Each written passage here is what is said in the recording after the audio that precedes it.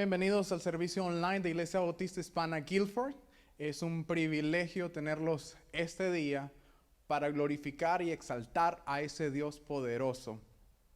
Vaya conmigo allá a las Escrituras, si tiene su iPad, su iPod, lo que tenga en sus manos, vaya ahí al libro de Apocalipsis,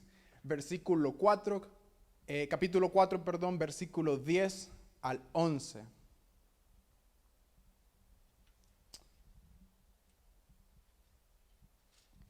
Y dice, cada vez que esos seres vivientes dan gloria y honor y gracia al que está sentado en el trono, al que vive por todos los siglos, los 24 ancianos se arrodillan ante él y lo adoran arrojando sus coronas delante del trono y dicen, tú eres digno, Señor y Dios nuestro, de recibir la gloria, el honor y el poder, porque tú has creado todas las cosas, por tu voluntad existen y han sido creadas. Bendito sea Dios. Pongamos ese tiempo en las manos del Señor, que sea Él dirigiendo desde un principio hasta un final. Señor, te damos las gracias por tenernos acá como un cuerpo, Señor, donde venimos a glorificarte y exaltarte primeramente porque tú eres Dios. Tú eres digno de nuestra adoración y de nuestra alabanza. Te pedimos que seas tú el centro de esto, Señor, desde un principio hasta un final. Que seas tú hablando a cada corazón a través de las Escrituras, Señor, y que seas tú, Señor, el centro de todo. Todo esto te lo pedimos en el nombre de Jesús. Amén y amén. Así que vamos a entrar a un tiempo de alabanza a nuestro Señor en voz de nuestro hermano Kevin Cruz.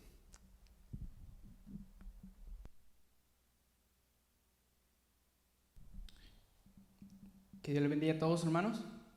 Es un gozo, es un privilegio, aún en medio de las dificultades que tenemos para reunirnos aquí en la iglesia, pues siempre compartir y cantar a nuestro Dios en online. Aleluya. Así que de eso se trata esta primera alabanza que nosotros vamos a cantar esta tarde. Ven, querido amigo, querido hermano, es hora de adorarle. Aleluya.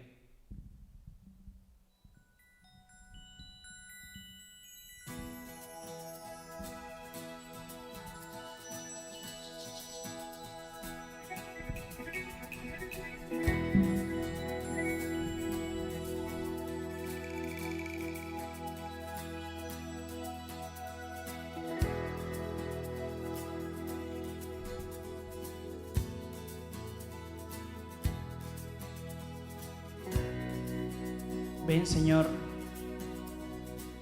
Ven, Señor, a este lugar.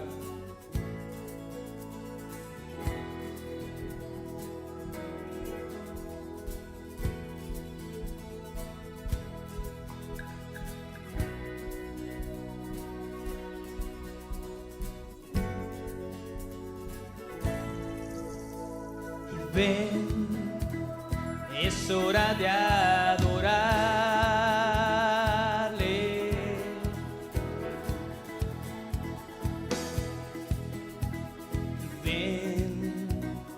Abre tu corazón a Él y ven, ante su trono estamos.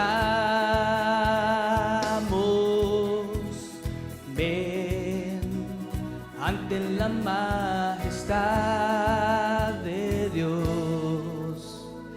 Ven, y toda lengua confesará que Él es Dios, las rodillas se doblarán y un tesoro eterno tendrás en Él si escoges su amor.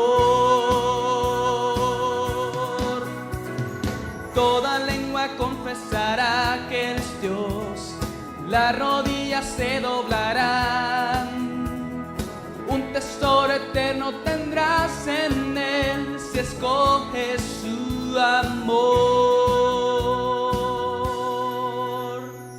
Ven, es hora de adorarle. Ven,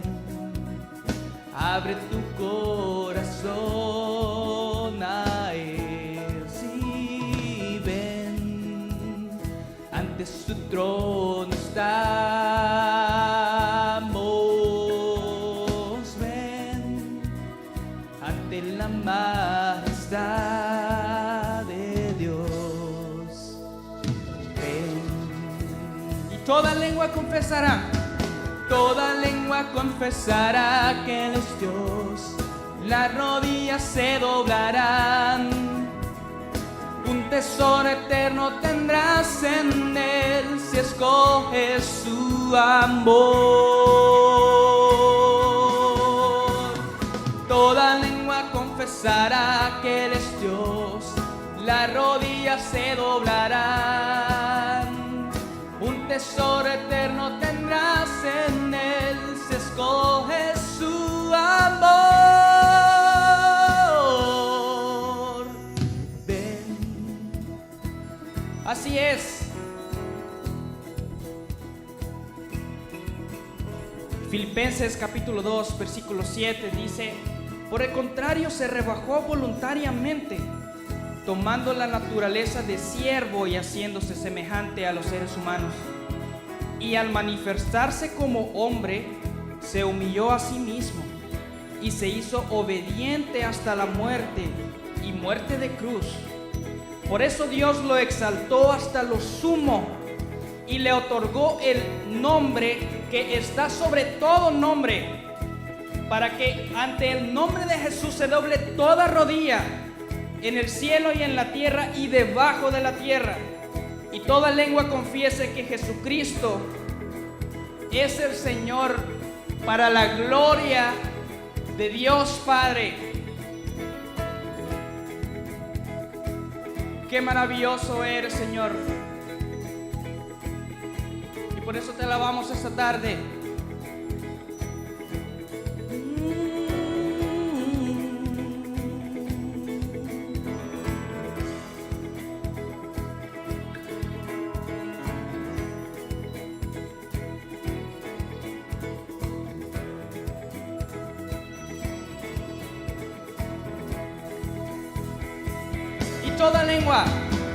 Toda lengua confesará que Él es Dios. Las rodillas se doblarán. Un tesoro eterno tendrás en Él si escoges su amor. Toda lengua confesará que Él es Dios.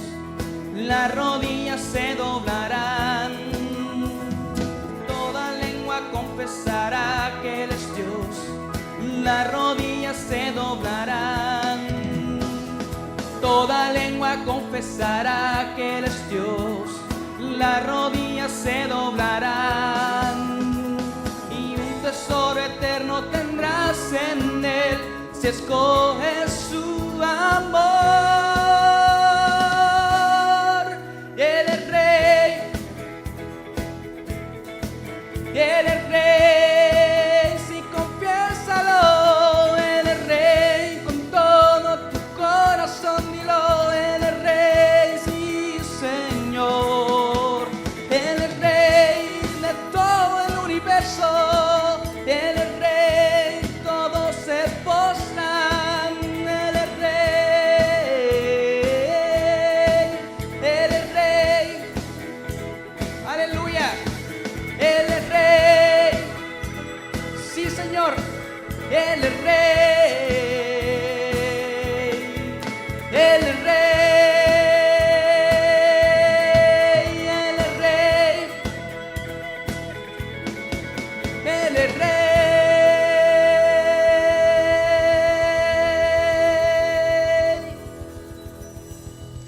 Él es Rey. Amén. Que Dios les bendiga a todos, hermanos. Amén. Él es Rey, Rey soberano sobre todas las cosas. Vaya conmigo ahí a una lectura bíblica, ahí en Marcos 8 del 1 al 10.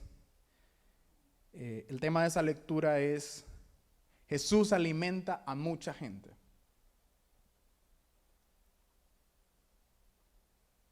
Esta alabanza que estábamos cantando habla de un tesoro eterno.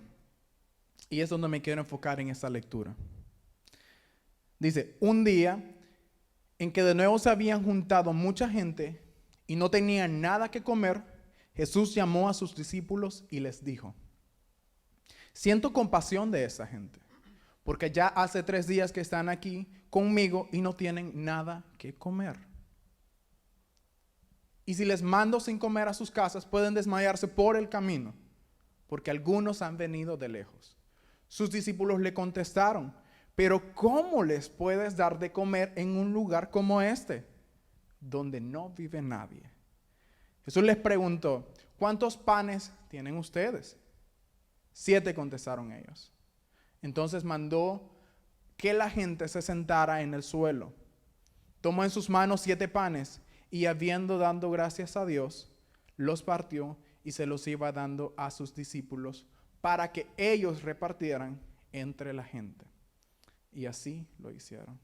Tenía también unos cuantos pececillos, unos pescaditos como dice acá. Jesús pronunció sobre ellos la bendición y también mandó a repartirlos. Todos comieron hasta quedar satisfechos y recogieron los pedazos sobrantes en 7 canastas. Los que comieron eran 4,000. Luego Jesús los despidió, subió a la barca con sus discípulos y se fue a la región de Dalmanuta. ¿Se imaginan la multitud que seguían a Jesús? Según el texto acá dice que eran 4,000. Se volvió famoso Jesús con sus milagros, con sus prodigios. Pero imaginémonos un poco en el contexto que está hablando. Dice, el pasaje nos indica que Jesús se conmovió por la necesidad física. Temía que fueran a desmayarse en el camino por no haber comido desde hace 3 días. Y se encontraban en un desierto donde no hay tantas oportunidades de satisfacer el hambre. Jesús les concede satisfacer su hambre. El versículo 8 nos dice que comieron hasta quedarse satisfechos. Increíble, ¿no? Entonces, la pregunta es, ¿por qué seguía tanta gente a Jesús? Bueno, Juan 6:27 nos dice, les aseguro que ustedes me buscan porque comieron hasta llenarse y no porque hayan entendido las señales milagrosas. No trabajen por la comida que se acaba, sino por la comida que permanece y que les da la vida eterna. Esa es la comida que les dará el Hijo del Hombre, porque Dios el Padre ha puesto su sello en él. Ahora, ¿qué tal si ponemos esta multitud en el día de hoy? Nosotros buscando seguir a Jesús, buscando satisfacer nuestros deseos, sería como tener un amigo por dinero. ¿Qué pasa cuando ya estamos satisfechos? Ya no hay necesidad de satisfacer algo. Nos sentimos llenos o nos sentimos satisfechos como esa multitud sin necesidad de Jesús mismo. Lo material se acaba, pero lo eterno permanece. Lo que en realidad necesitamos es satisfacer el hambre que llevamos en nuestra alma. Y Jesús nos da la respuesta ahí en Juan 6:35 y nos dice, yo soy el pan que da vida. El que viene a mí nunca tendrá hambre y el que cree en mí nunca tendrá sed. Lo que necesitamos día con día es que Jesús nos faste. Que Él sea nuestro pan de vida. Él es el que satisface nuestra hambre eternamente. Si tenemos a Jesús, lo tenemos todo. Así que digamos a Él, Jesús, que seas mi satisfacción día con día. Señor, que seas tú constantemente llenando todas nuestras áreas, Señor. Que seas tú, Señor, nuestro todo, aunque falte pan en la mesa, aunque falte lo que falte, que seas tú nuestra satisfacción. Que seas tú, Señor, nuestra primera meta. Que todo lo que hagamos, Señor, gire alrededor de ti. Que no se trate acerca de nosotros, sino de ti, Padre amado. Y perdona, Señor, cuando hemos confiado en nuestro propio esfuerzo, Señor, en nuestros propios deseos, Señor, de satisfacer lo que nosotros queremos y no buscar tu voluntad, Señor. Perdónanos por eso, Señor. Perdónanos porque caemos en nuestra ansiedad de querer lo que nosotros, Señor, pedimos, pero no pedimos por tu voluntad, Padre amado. Que seas tú, Señor, dándonos paz, porque todo lo que tenemos, Señor, es por tu voluntad. Que seas tú, Señor, nuestro sustento, nuestro pan de vida, Señor.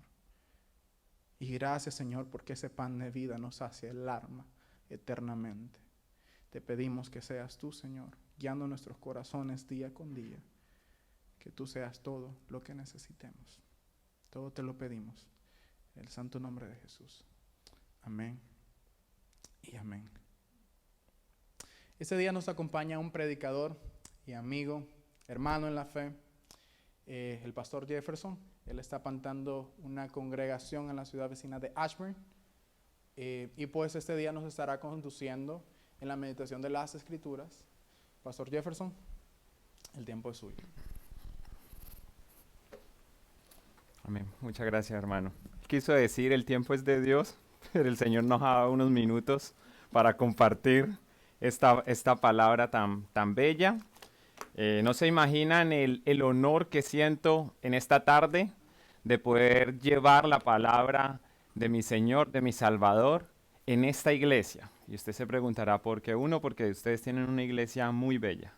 Y dos, tienen un pastor muy bello también. Al hermano y pastor Freddy Hernández junto a su esposa. Primeramente, de hecho, a su esposa fue la que conocí cuando ni siquiera conocía a Cristo.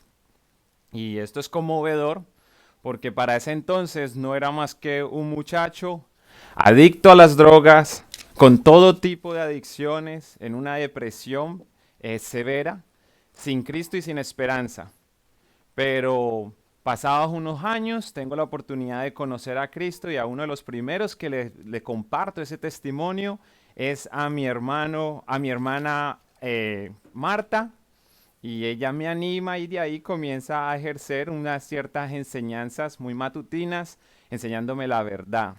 Entonces, pasar de conocerles sin Cristo en mi corazón a seguir una relación con ellos, ya siendo cristiano como hermanos, y ahora poder ver a mi pastor Freddy Hernández como un compañero de milicia, de verdad que eso no tiene descripción. Tengo el honor hoy y quiero que el Señor me use en esta tarde. Entonces, para eso necesito su respaldo y por eso le pido que ahí donde está, incline su rostro y ore conmigo.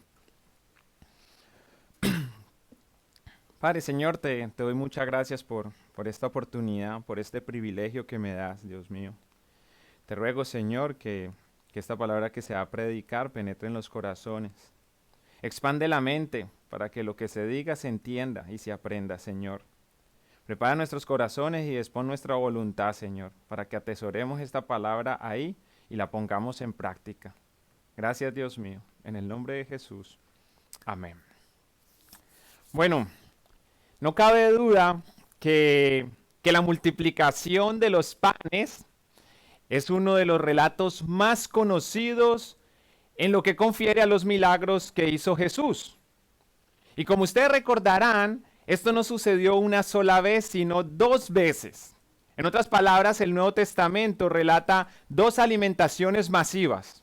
La primera sucede ante unos 5,000 judíos en el área de Betsaida. Esto aparece en Marcos capítulo 6. Y la segunda aparece 2 capítulos más adelante en Marcos capítulo 8. Y esta ocurre ante más de 4,000 gentiles al otro lado de Galilea.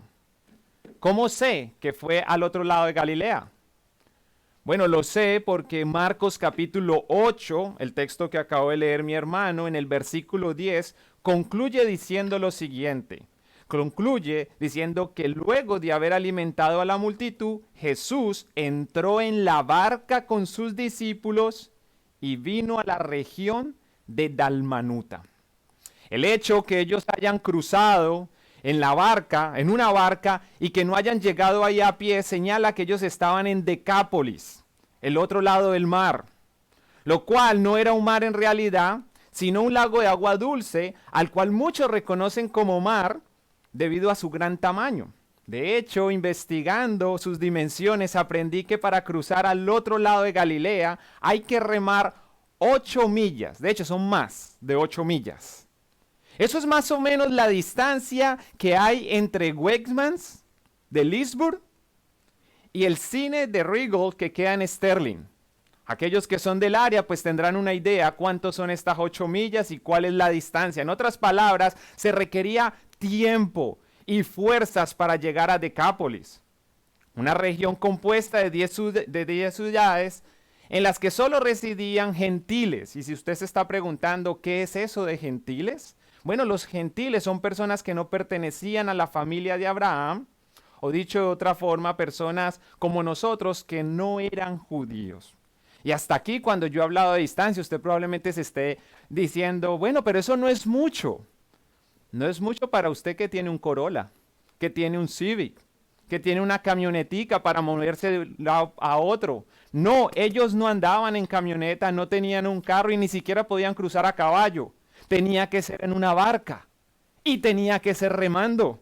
Entonces se imaginarán todo el esfuerzo que eso demandaba para pasar de este lado de los gentiles y regresar a el lugar donde residían los judíos. Aunque hay algo que cabe recalcar, ya que dije que estas personas son gentiles como nosotros porque nosotros no somos judíos. Y lo que cabe recalcar es una gran diferencia que hay entre los gentiles de aquel entonces y los gentiles de ahora. ¿Y saben cuál es esa? La diferencia es que los gentiles de hoy, tú y yo, podemos acceder libremente a la palabra de Dios. Y tú lo ves ahora. De seguro nos estás viendo a través de un celular, ¿cierto? En una computadora. Tú puedes bajar una app y con eso ya poder tener acceso a la palabra de Dios, y en ese entonces ellos no tenían esa facilidad. Para ese tiempo no era así. Pues solo los judíos que habitaban en Judea, Galilea, Samaria y otras regiones aledañas tenían la dicha de oír ampliamente acerca del Dios verdadero por el acceso que ellos tenían a las Escrituras y o por las experiencias que conocían o oían de sus antepasados. Esto quiere decir que en aquel entonces era muy común de que un abuelo se sentara con su nieto y le dijera, mira, te voy a contar una historia de tu tatarabuelo. ¿Qué pasó, abuelito? Cuéntame. Y él le decía, fíjate que él una vez estuvo esclavizado y llegó un hombre llamado Moisés y él los dirigió y pasaron el mar y el mar se abrió y ellos tenían conocimiento de todas estas cosas. Otras familias tenían la dicha de decir, vamos al templo, y ahí estaban los maestros enseñando la palabra de Dios. ¿Por qué? Porque ellos sí tenían el acceso diferente a al acceso que los demás no tenían. Es decir, los gentiles no tenían ese acceso. Esto nos ayuda a entender por qué las demás comunidades, por no tener dicho acceso a las Escrituras, no tenían de otra más que volcarse al paganismo. Es decir, a ritos religiosos que eran dedicados a los ídolos que ellos mismos se inventaban. Para que tengan una idea de lo que implica adoptar costumbres paganas, permítame leerles Segundo de Reyes, digo segundo porque esto es un libro, no una carta, entonces no se puede decir segunda, sino segundo. Segundo de Reyes, capítulo 21, versículo 6. Y quiero leer esto es para que vean lo que hizo Manasés debido a su paganismo. Un hombre perverso que según las Escrituras pasó a su hijo por fuego. ¿Qué es eso de pasar al hijo por fuego? Bueno, según algunos historiadores, es que como ritos y como devoción y sacrificios a sus dioses, a sus ídolos, muchas eran las personas que sacrificaban a sus hijos. Y cuando se decía pasar a su hijo por fuego, según algunos historiadores, aunque varían lo que se dice al respecto, hay una de estas definiciones que dice que eso era como un tipo de resbalador hirviendo. Y por ahí se pasaba, se aventaba el hijo para que cayera en una llamarada que le recibía al final. Este hombre fue capaz de hacer eso con su hijo. Pasó a su hijo por fuego. Se dio a observar los tiempos. y fue agorero. Ya les voy a decir qué quiere decir eso de observar los tiempos y ser agorero. E instituyó encantadores y divinos y adivinos, multiplicando así el hacer lo malo ante los ojos de Jehová para provocarlo a ira. En otras palabras, Manasés practicó hechicería, practicó adivinación, y como si fuese poco, aparte de haber sacrificado a su hijo, él consultó a los médiums y a los videntes. Sin duda alguna, Manasés hizo atrocidades, ¿sí o no? Hizo atrocidades en aquel entonces. Pero eso no significa que el paganismo de hoy es más leve entre aquellos que desconocen y o desprecian la palabra de Dios. Pues cualquiera que se aferra a ideas paganas o culturales que van en contra de la Biblia, tarde o temprano van a tolerar la hechicería, la adivinación, el misticismo y el sacrificio de niños. Eso explica por qué la gente hoy en día anda más pendiente del horóscopo que de la palabra de Dios. Eso explica por qué el aumento de los abortos. Bueno, ahora es apropiado que oremos por nuestra nación, porque se van a invertir millones para promover la matanza de niños. ¿Para qué? Para rendirle culto a sus dioses, que ahora no tienen forma de cera, no están hechos en madera, no están hechos en oro. Son ídolos de otro tipo, ídolos del corazón, como por ejemplo, el qué dirán. Porque usted dirá que en esta época nadie pasa a sus hijos por un fuego. Sí, pero peor que eso, por el qué dirán de la gente, un padre es capaz de proponerle a su hija, aborta. Porque estás muy jovencita, ¿qué van a decir los vecinos ahora que estás en embarazo? Tienes que abortar porque no quiero ser el que hablar de los demás. El otro Dios, la carrera. No, tengo una carrera universitaria que yo he soñado toda la vida y ahorita estoy en 12 grado. Tengo que abortar porque tengo que salir adelante. Ahí se le está rindiendo culto a sus dioses. Igual que antes, también se están sacrificando los niños. Pero oigan esto.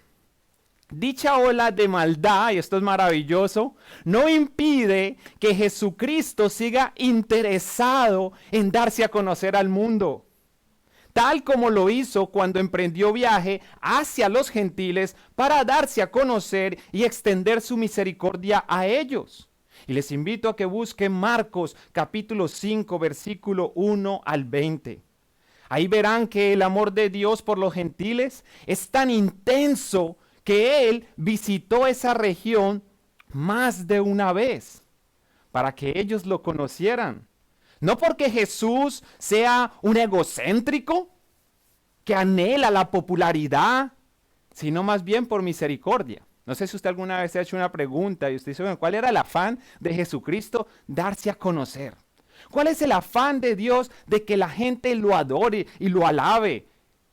¿Eso no lo hace un egocéntrico? No, lo hace un misericordioso. Porque es a través de conocerlo a Él que podemos recibir vida eterna. Porque es cuando lo adoramos a Él que nosotros podemos ser satisfechos. ¿Por qué? Porque fuimos creados para ello. Y si Él no nos diera la oportunidad de conocerles, no habría vida eterna. Si Él no nos diera la oportunidad de alabarle, viviríamos completamente insatisfechos. Juan capítulo 17, versículo 3. Esta es la vida eterna, que te conozcan a ti, el único Dios verdadero, a quien has enviado. Veamos qué sucedió durante esa primera visita a los gentiles. Recuerden que él hizo más de una visita. La primera visita, Marcos capítulo 5, versículo 1 en adelante, voy a ir haciendo unas pausas y esto es lo que dice. Vinieron al otro lado del mar. ¿Recuerdan lo que dije? Esto no es un mar, esto es un lago de agua dulce, pero por su tamaño eso era lo único que conocían ellos. Entonces, al ver esa cantidad de agua, ellos llegaron a la conclusión que era un mar, pero no era un mar. Vinieron al otro lado del mar, a la región de los Gadarenos. Pausa.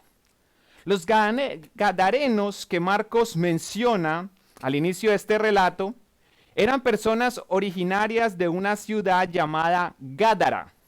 Ahora bien, dado que Gádara no queda a la orilla del mar, sino a unas 5 millas de la playa, debemos preguntarnos lo siguiente: ¿por qué Marcos dice que llegaron en barca a la región de los Gadarenos? ¿Será que por 5 millas tomaron esa barca y comenzaron a caminar con ella en los hombros? Obviamente no. La respuesta es práctica. En ese tiempo, al igual que hoy, las personas viajaban a otros lugares en busca de oportunidades y tú y yo somos ejemplos de eso. No vivimos, no residimos en el país donde nacimos. ¿Por qué? Porque vinimos detrás de algunas oportunidades. En otras palabras, muchas personas de Gádara habían inmigrado a las orillas de Gergesa porque era un punto estratégico para el tráfico marítimo y la pesca. Dicho en palabras latinoamericanas, había chamba, había camello, como dicen los colombianos, había empleo, como se dice en castellano. Y dado que muchos gadarenos residían ahí, Marcos identifica el área como la región de los Gadarenos. Algo similar sucede en Nueva York, con una ciudad llamada Queens, y dentro de Queens hay un barrio en específico donde más o menos negocio de por medio es un negocio colombiano. Si no venden ropa, venden joyas; si no venden joyas, venden arepas; si no es un restaurante. El caso es que es muchas cosas colombianas. Y uno, cuando va, uno puede decir: voy para la región de los colombianos. ¿Por qué? No porque eso sea Colombia, sino porque es la región donde residen muchos colombianos y esto es algo similar. Espero que me haya hecho entender con esto y asumiendo que no los confundí, veamos cómo le fue a Jesús y a sus discípulos durante esa primera visita. ¿Qué sucedió cuando llegaron? Versículo 2. Y cuando salió él de la barca, él está saliendo, enseguida vino a su encuentro de los sepulcros un hombre con un espíritu inmundo, que tenía su morada, o sea que vivía, que tenía su morada en los sepulcros. Y nadie podía atarle, ni aun con cadenas, porque muchas veces había sido atado con grillos y cadenas, mas las cadenas habían sido hechas pedazos por él, y desmenuzadas los grillos, y nadie le podía dominar. Y siempre, de día y de noche, andaba dando voces en los montes y en los sepulcros e hiriéndose con piedras. Aunque este relato ya es aterrorizante y nos permite entender la capacidad física de este hombre, Marcos no menciona 2 elementos que Lucas sí relata en su evangelio, para enseñarnos que aquel hombre había perdido también su familia y que además de haber perdido a su familia, también había perdido la vergüenza. Y usted dirá, ¿cómo así? Bueno, en Lucas capítulo 8, versículo 27, él dice que al llegar él a tierra, o sea, Jesús, al momento que pisa tierra, vino a su encuentro, este es el mismo relato, vino a su encuentro un hombre de la ciudad, endemoniado desde hace mucho tiempo, y no vestía ropa. No vestía ropa, no tenía vergüenza alguna, no vestía ropa, ni moraba en casa, no tenía familia, sino en sepulcros. Sigamos con el relato en Marcos capítulo Marcos capítulo 5, pero ahora en el versículo 6. Cuando vio pues a Jesús de lejos, ¿qué hizo este hombre? Que de hecho no era uno solo, eran 2, pero esto lo encontramos en Mateo. Pero yo no me quiero enfocar en este. Cuando vio pues a Jesús de lejos, corrió, se arrodilló ante él y clamando a gran voz, dijo: ¿qué tienes conmigo, Jesús, Hijo del Dios Altísimo? Te conjuro por Dios que no me atormentes. Porque le decía: sal de este hombre, espíritu inmundo. La palabra conjuro, si no lo sabía, tiene dos connotaciones. Una es rogar y la otra es invocar. En otras palabras, este endemoniado, hablando es por inspiración del demonio en sí, diciendo, ¿por qué me atormentas? Él dice lo siguiente, te conjuro por Dios. En otras palabras, te ruego en el nombre de Dios. Invoco a Dios. O sea, un demonio invocando a Dios. Por eso, cabe decir de que el hecho que una persona ore bonito no le hace inmediatamente creyente.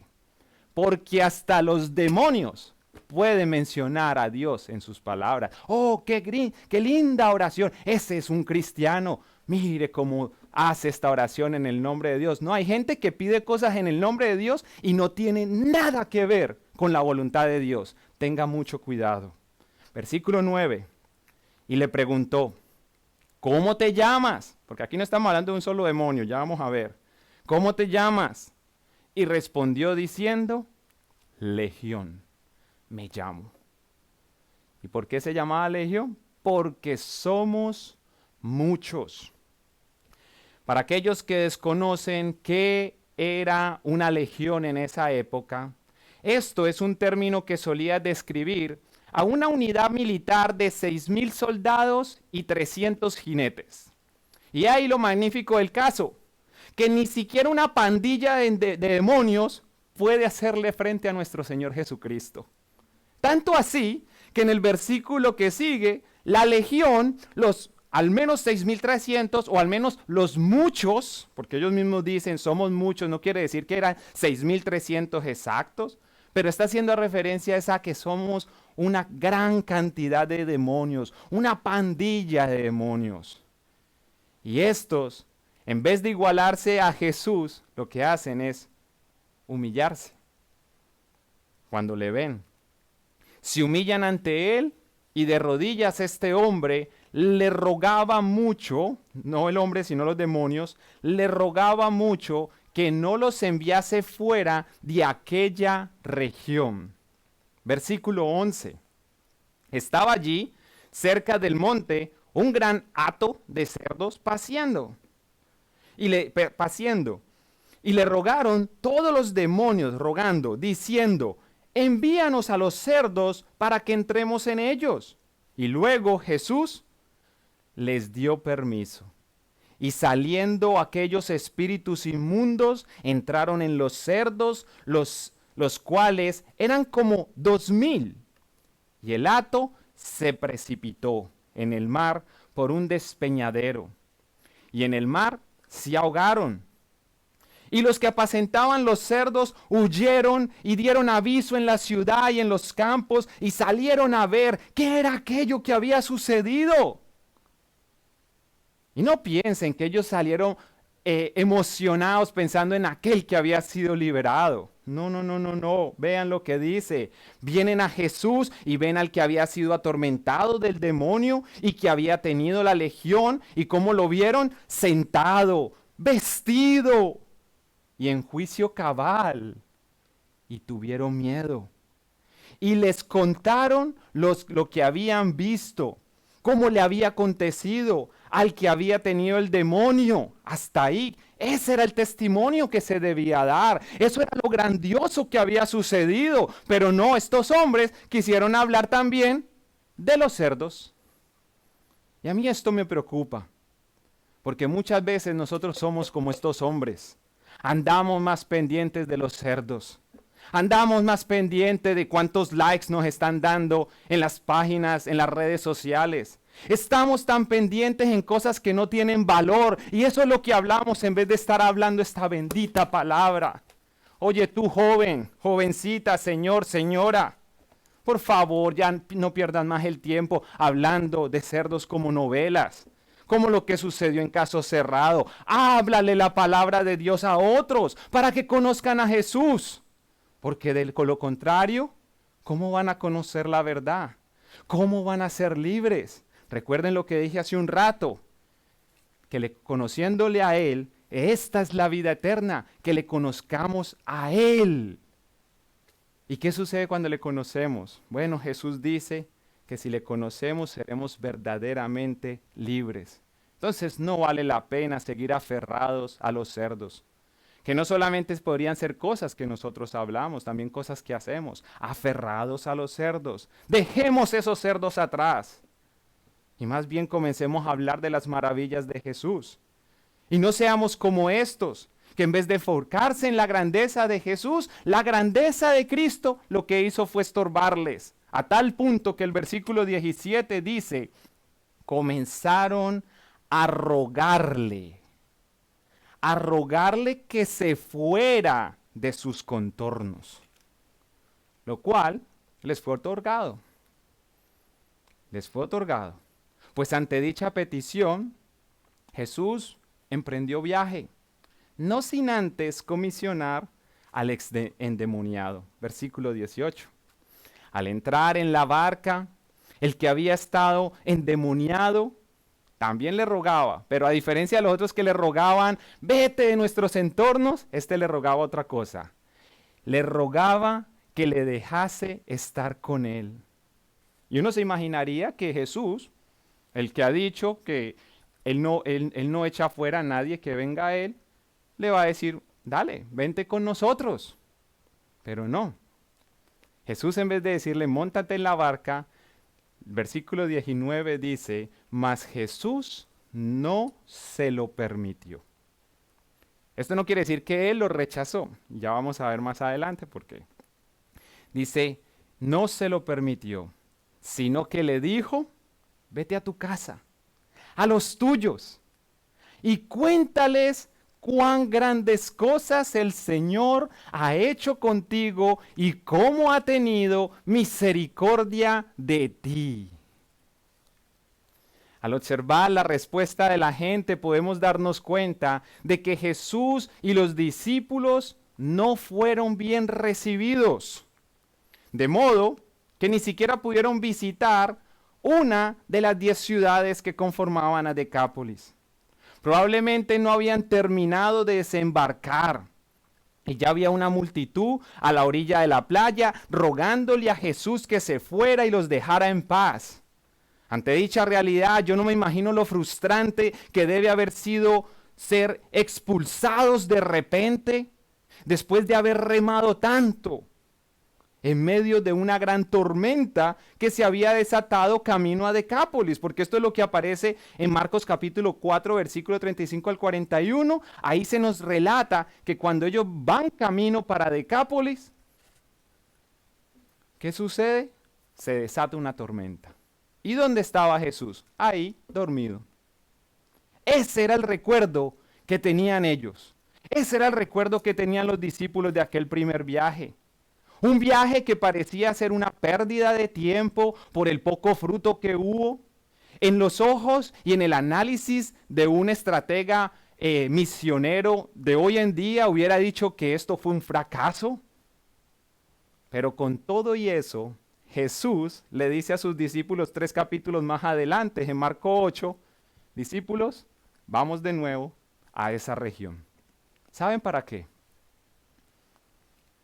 Para mostrarles lo que hace el Dios extraordinario con aquellas personas ordinarias que le sirven.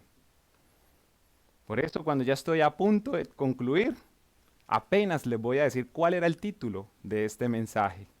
Y es Personas ordinarias en las manos de un Dios extraordinario.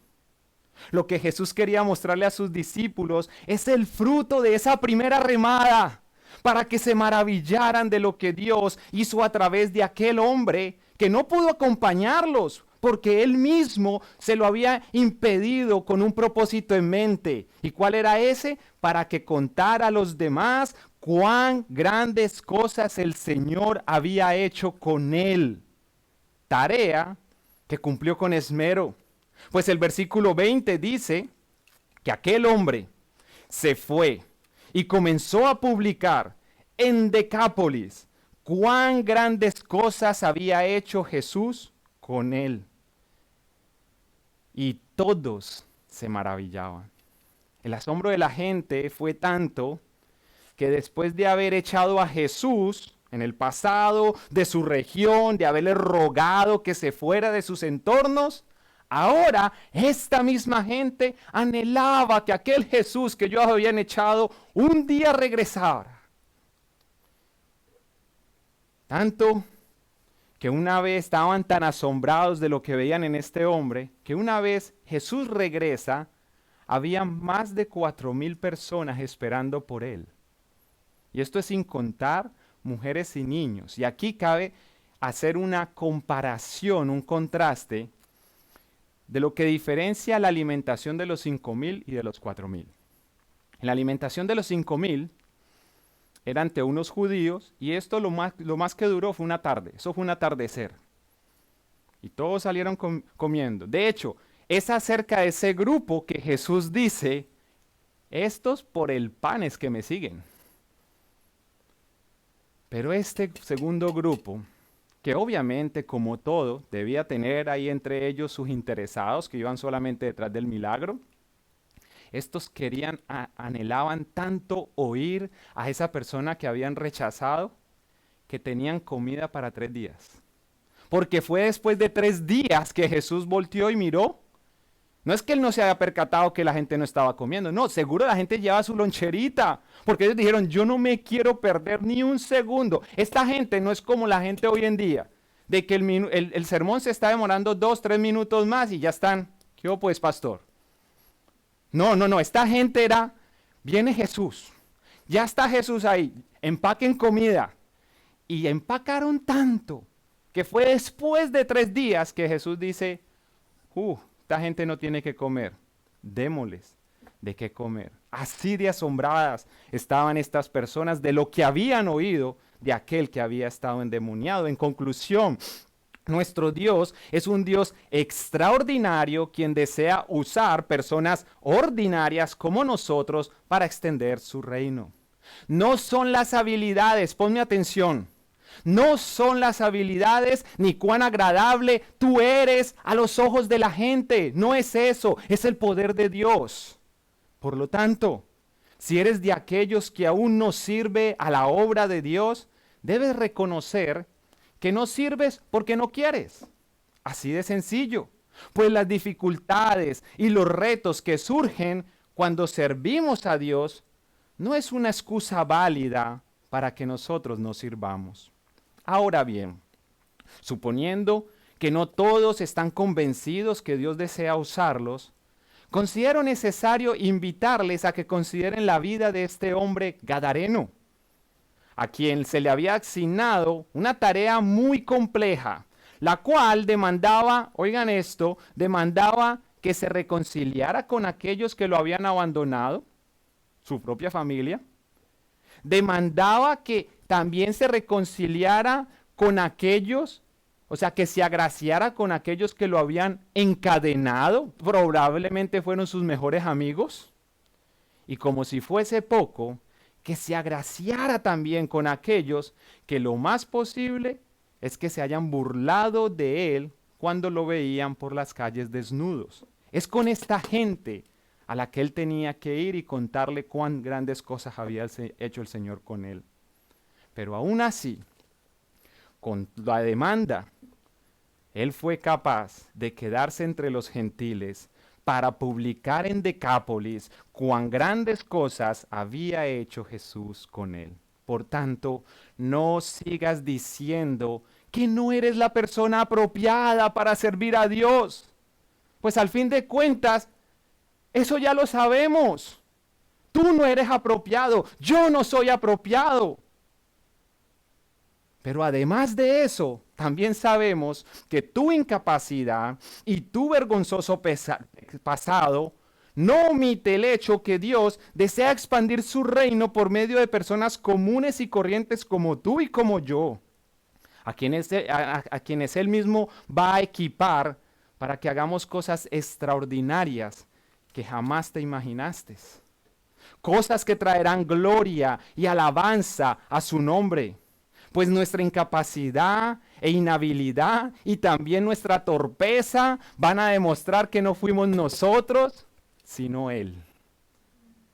Primera de Corintios 18, 29, porque lo vil del mundo y lo menospreciado escogió Dios, y lo que no es, para deshacer lo que es. Perdón, hermano, mi esposa está aquí y sabe que yo creí que iba a aguantarme, amor. Aun cuando repaso este mensaje, a mí esto me impacta. Al principio ustedes me oyeron lo que yo era un adicto. Lo puedo decir abiertamente porque esto es parte del pasado.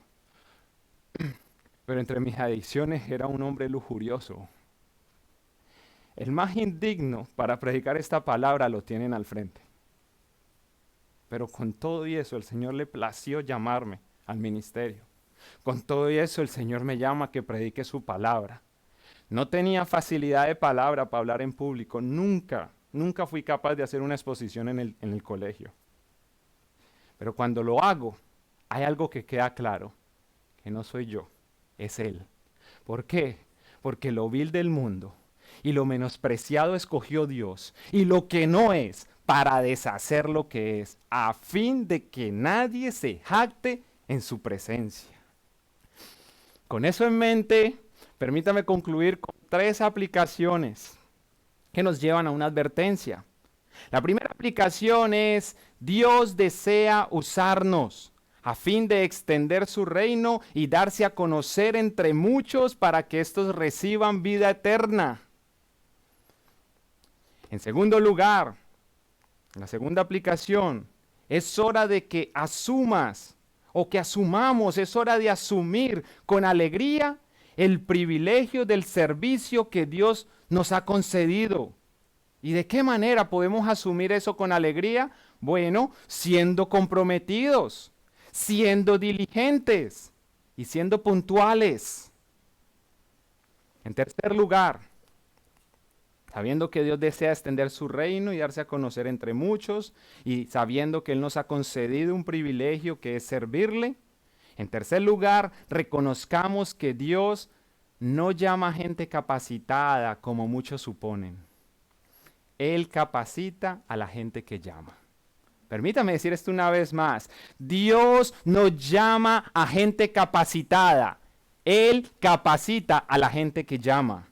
Y por ende, no importa lo poco o mucho que Dios te use, o cuán notable sea tu servicio, nunca puedes olvidar que no es tu talento, no es tu carisma, no son tus habilidades, sino la gracia de Dios operando constantemente en ti. En pocas palabras, sé humilde.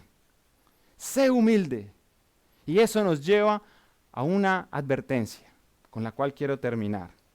Y la advertencia es: no creas que porque Dios te usa, eso te convierte inmediatamente en un hijo de Dios. Recuerda que en la Escritura aparece un Ciro, al cual se le llama mi siervo. Dios le llama a Ciro mi siervo. O sea que el hecho que Dios nos use no certifica inmediatamente de que por eso somos hijos de Dios. Entonces tú dirás, ok, si servir no me hace hijo de Dios, pero los hijos de Dios todos estamos llamados a servir, ¿cómo puedo ser yo un hijo de Dios? La palabra del Señor dice primeramente de quién somos hijos por causa del pecado. Jesús lo dijo en claras palabras: vosotros sois hijos del diablo y las obras del diablo estas hacéis. Y una manera que podemos evaluar eso es a través de la mentira. Él es el padre de toda mentira. ¿Y quién de nosotros no ha dicho mentiras? Cuando nosotros nacemos, esa naturaleza para mentir muestra quién es el padre de esta humanidad. Ahora bien, con todo y eso, Dios, sabiendo que el mundo está bajo pecado, por cuanto todos pecaron, están destituidos de la gloria de Él, Él lo que hace en su gran misericordia es enviar a su Hijo Jesucristo. El Señor Jesucristo es quien viene. Esto que les conté es poco para lo mucho que Él hizo. Juan dice de que se escribieran todas las cosas que Él ha hecho, no alcanzarían los libros de todas las librerías. No nos alcanzarían. Ni siquiera ahorita que tenemos memorias para para las computadoras y le podemos meter gigabytes, terabytes, todo lo que le ponga, ni siquiera eso. Usted dirá, no, está siendo exagerado, ahí se cabe más de una historia. Sí, podrá caber, pero es que hay que contar, habría que poner ahí las historias de lo que sucedió en aquel entonces y a eso súmele la historia de los hermanos que están aquí presentes, tu historia, la mía. ¿Cuántos libros se escriben? Y ahora súmale eso a lo largo de 2000 años.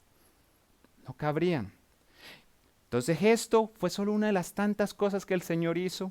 Y entre tantas maravillas hay algo que yo quiero exaltar hoy, y es que este hombre, el Hijo de Dios, encarnado, nunca pecó. Pero por haberse hecho hombre, fue envidiado por otros hombres, porque él mostraba la maldad de los demás a raíz de su santidad. Y estos hombres en su maldad lo que hicieron fue crucificarle. Y al santo, al justo lo crucificaron como el peor de los injustos, como el peor de los criminales. De hecho, lo crucificaron en medio de dos asesinos, ladrones, bandidos. Pero la Biblia nos enseña que debido a su santidad y su justicia, 3 días después, este Jesús resucitó de entre los muertos. Y ahora está sentado a la diestra del Dios Padre. Mi hermano lo leyó. Dice que a este fue el que se le dio un nombre que es sobre todo nombre, para que delante de él se doble toda rodilla de los que están en el cielo, en la tierra y debajo de la tierra. Este es el Cristo el que dijo, o del que se habla en Juan 1:12, cuando dice, a lo suyo vino, él vino a salvar. Cuando él viene a salvar, los suyos no le recibieron, los judíos, y los crucifican. Mas a los que le recibieron, estos son los que se arrepienten y confían en él, les dio el derecho de ser hijos de Dios. Con este mensaje lo que te estoy diciendo a ti, amigo que me estás oyendo, es de que tú, siendo un hijo del diablo, puedes ser adoptado como hijo de Dios. No porque sirves, no porque sabes, no porque puedes, sino por la misericordia del Señor, quien fue capaz de morir en la cruz por ti y quien ahora, después de haber resucitado, te llama para que le entregues tu vida hoy. Con eso en mente, quisiera concluir esto diciéndote, entrégale tu vida al Señor. Arrepiéntete de tus pecados y confía en Él. Porque fuera de Jesús no hay salvación, porque Él es el camino, la verdad y la vida. Y Dios no ha dado ningún otro nombre bajo el cielo en quien nosotros podamos ser salvos. Él es el único intermediario. Dale tu vida hoy. Vamos a orar.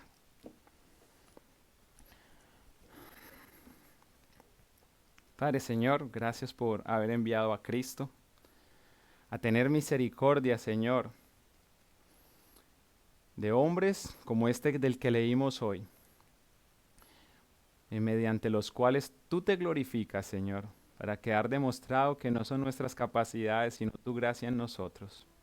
Oh Señor, si hay algún corazón que tú has tocado a lo largo de esta enseñanza para salvación, Señor, que pronto podamos ver el fruto en la medida que no solamente se involucra y se incorpora a esta iglesia, sino en la medida también que le vemos servirte con agrado. Y no solo eso, Señor, sino también compartiendo a otros lo que tú has hecho en él. Señor, perdona a mis hermanos cristianos que están oyendo en este momento este mensaje. No puedo decir perdónanos porque tú sabes que esa es una de mis pasiones y no quiero mentir para agraciarme con la gente, Señor, sino más bien trae la convicción de pecado a los que me están oyendo ahora, de que han pecado en contra tuya porque no te han compartido con los demás.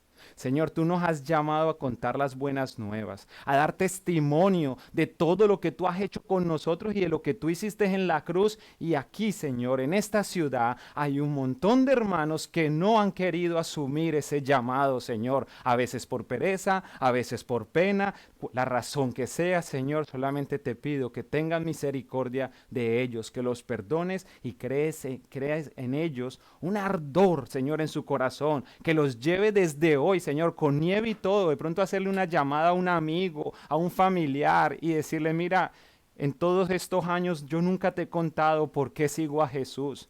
A lo mucho lo que he hecho es juzgar tu estilo de vida, pero nunca te he contado las buenas nuevas. Me regalas un tiempo, yo quiero llevar un café, quiero llevarte unas donas, pero escúchame, te pido 30 minutos de tu tiempo. Quiero contarte las cosas buenas que Jesús ha hecho en mí. Señor, hemos sido egoístas. Señor, tenemos un tesoro y no lo queremos compartir. Oh Señor, por favor, impulsa nuestros corazones. Los tiempos se están poniendo cada vez más malos y queremos usar bien el tiempo. Oh, por favor, haz esto pronto, Señor, mientras que tú regresas. Porque eso sí, anhelamos tu regreso, Señor, más que cualquier otra cosa. En el nombre de Jesús. Amén. Que Dios les bendiga.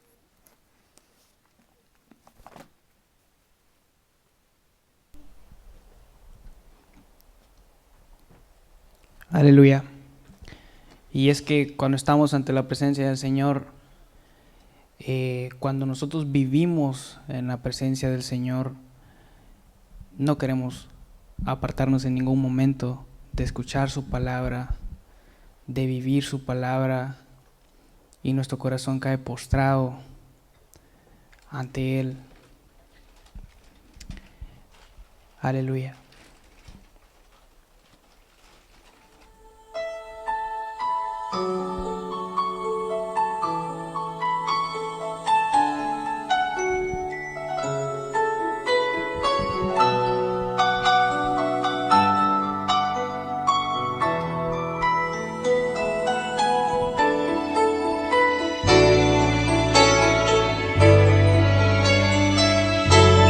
Sí, Señor.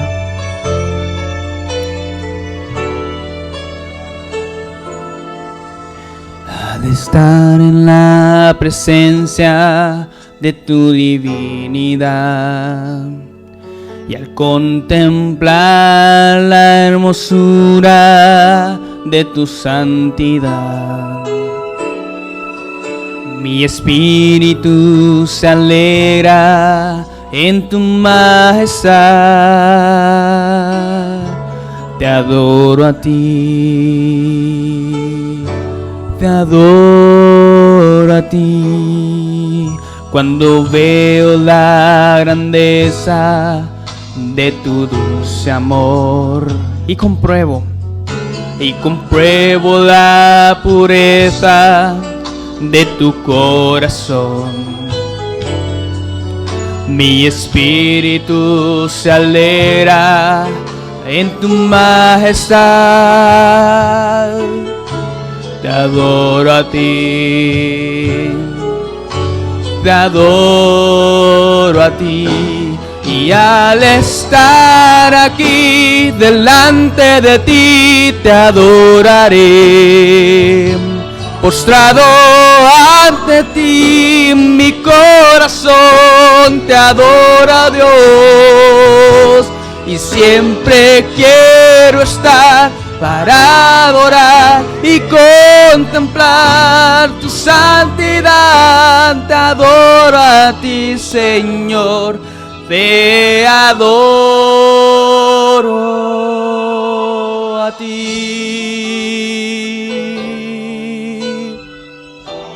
Sí, Señor. Al estar en la presencia de tu divinidad y al contemplar la hermosura de tu santidad,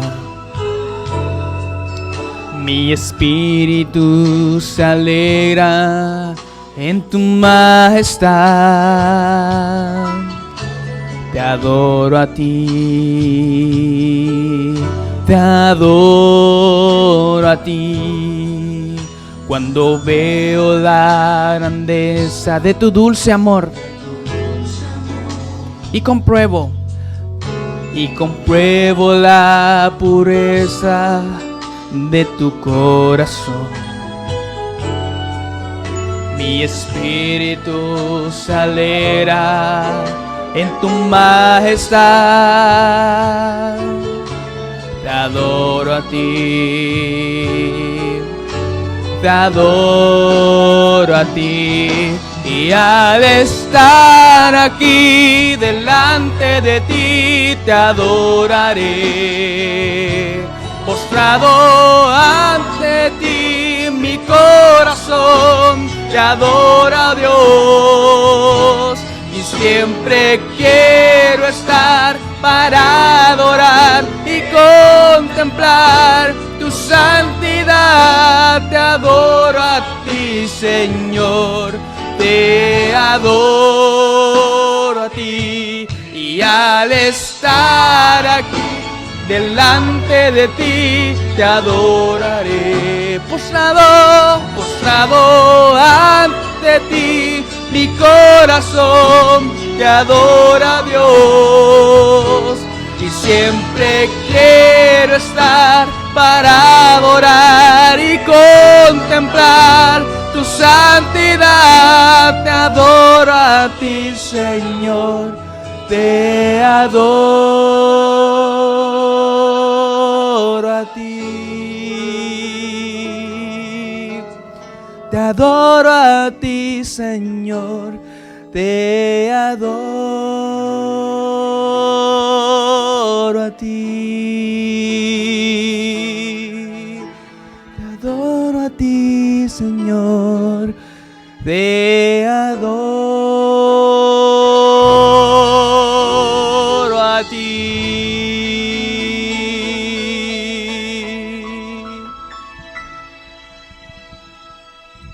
Amén.